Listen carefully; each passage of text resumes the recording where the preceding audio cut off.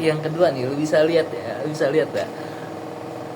dia konfirmasi kepada gua begini jawabannya. Lu coba PR banget kan, bagi gua PR banget lah, ini gua tagih, lu minta ditaginya tanggal sekian, pas udah. Halo everyone semuanya. Nah, di video kali ini gue pengen konfirmasi nih kepada lu semua yang lagi megang uang, atau lu semua yang lagi usaha dan usaha lu tuh lagi sedang naik-naiknya, atau lu semua yang punya warisan dan warisan lu tuh ada hibahnya ke lu. Tolong banget, gue minta tolong banget, atau gue ingin konfirmasi kepada lu semua, coba lu misah dari teman-teman lu misah dari keluarga lu misah. Kenapa gue bilang seperti ini?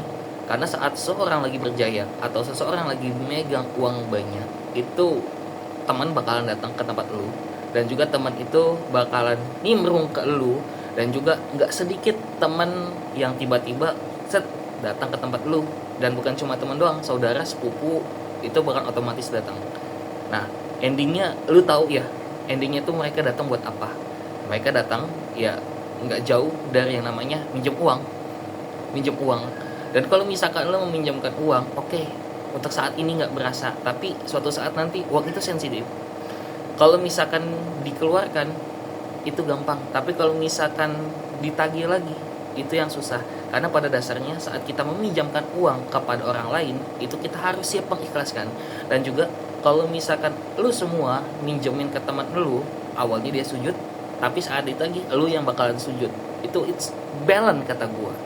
Ya bagaimanapun juga, kalau misalkan lu punya uang, kalau misalkan uang lu apalagi dari warisan ya, segala sesuatu yang didapatkan dari instan, otomatis nanti lu ngeluarinnya juga bakalan instan.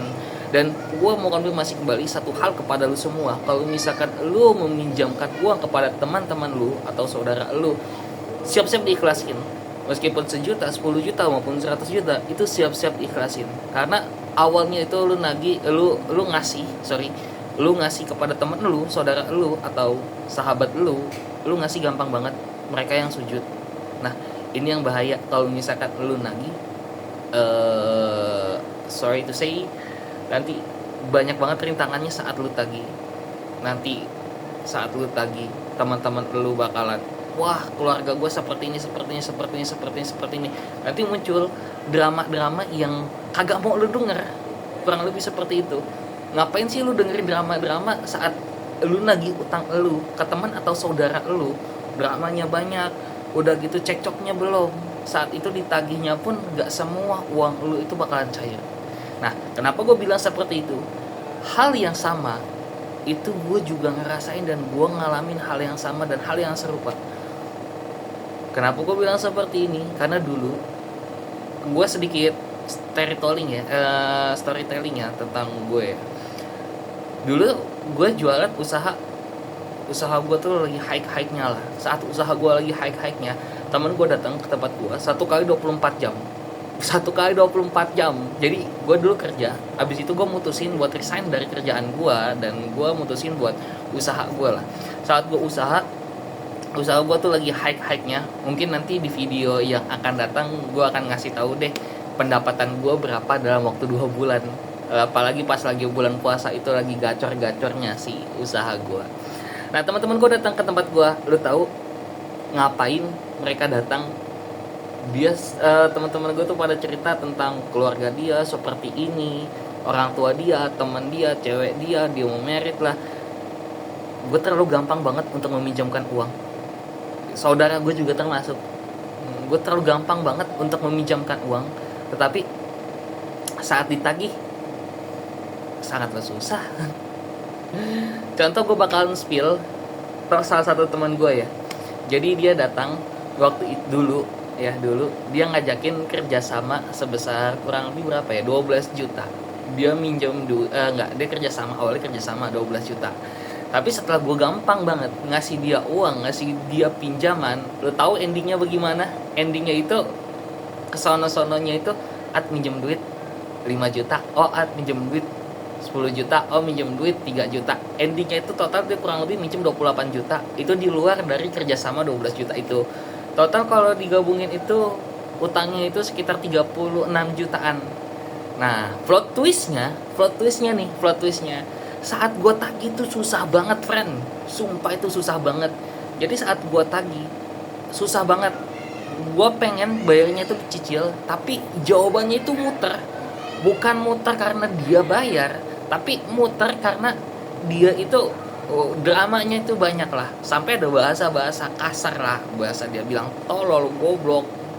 Lo mungkin bisa dilihat ya di slide ini ya. Lo bisa lihat ya.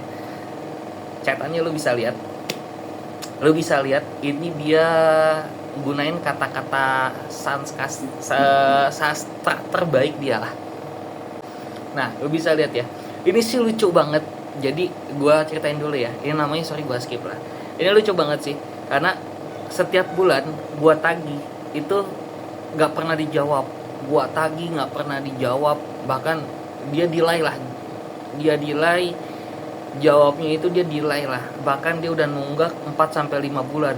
Gue cuma minta lu tuh rutin bayarnya, gue cuma minta itu doang. Gue nggak minta bunga, gue nggak minta uang lebih, gue nggak minta harap imbalan kembali dengan uang yang lebih dan berlipat ganda. Tapi yang gue minta ini tuh bayarnya rutin, udah cukup, beres. Nah, tapi setiap selama 4 bulan ini gue tagih, oke lah, dia fine lah, dia jangan respon, otomatis gue kesel dong.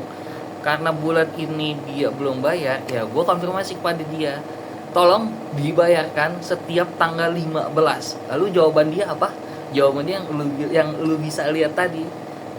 Tanggal 5, orang goblok mana yang gajian tanggal 15. Nah, di sini gue